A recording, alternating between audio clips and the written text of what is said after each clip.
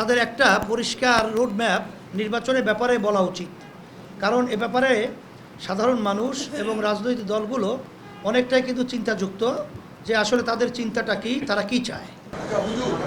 নির্বাচনী কথাটা বলেছেন, একটা ঘোষণা চেয়েছেন সরকারের কাছে, আপনি কোনো টাইম ফ্রেম দিবেন?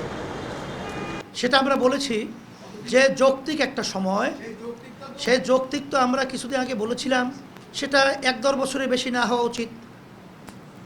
সেটা তো আমরা বারবার বলেছি, ক্ষমতা নেয়ার পর থেকে 1-1.5 বছরের বেশি না হওয়া উচিত, এবং সেটা সুনির্দিষ্ট তাদের একটা পরিষ্কার রোডম্যাপ নির্বাচনের ব্যাপারে বলা উচিত।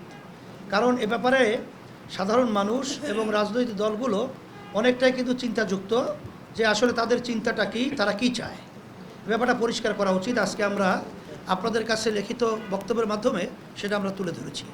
ক্রমাবনতির দিকে ধাবমান অর্থনীতি, রাজনীতি ও আইন শৃঙ্খলা পরিস্থিতির বিপর্যয় রোধ করা, মানুষের মনে আশার সঞ্চার করা, বৈশ্বিক পরিমণ্ডলে আস্থা তৈরি করা, ব্যাংক খাতের নৈরাজ্য দূর করা, রিজার্ভের পতন রোধ করা সহ অর্থনীতিকে ইতিবাচক ধারায় প্রবাহিত করা,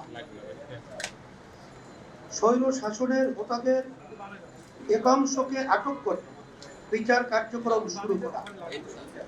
কাঠ ও পিভিসি ম্যাটেরিয়ালের সংমিশ্রণে তৈরি আধুনিক আরএফএল উডিডোর, কাঠের চেয়েও কঠোর। প্রশাসনের ধীরগতিতে হলেও সত্যি অভিযান চালানো, সংস্কার কমিশন গঠন করা, বিচার বিভাগকে ঢেলে সাজানোর কার্যক্রম শুরু করা এবং আন্তর্জাতিক অপরাধ ট্রাইব্যুনালের মাধ্যমে জুলাই গণহত্যাকাণ্ডের বিচার প্রক্রিয়া শুরু করার জন্য সরকারকে ধন্যবাদ দিতে চাই। প্রিয় সাংবাদিক বন্ধুগণ, 15 বছরের সামগ্রিক স্বৈরাচার শাসন সৃষ্ট ধ্বংসস্তূপের উপরে দাঁড়িয়ে মানুষের বিশাল প্রত্যাশা পূরণ করা কঠিন, এটা সত্য। সেই দায়িত্ব এই সরকার নিয়েছে, সেজন্য সাধুবাদ। সরকারের আন্তরিকতা নিয়ে আমরা প্রশ্ন তুলতে চাই না, তাদের যোগ্যতা ও দক্ষতা নিয়েও প্রশ্ন তুলতে চাই না। তথাপিও কিছু বিষয় আছে যা পর্যালোচনা করা আবশ্যক মনে করছি।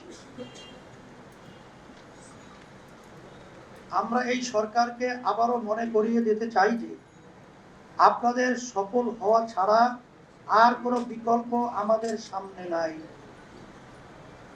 এই বোধ থেকেই এখানে কিছু বিষয় তুলে ধরা হচ্ছে, যাতে করে দেশবাসীর প্রত্যাশা পূরণে আপনারা শতভাগ সফল হতে পারেন।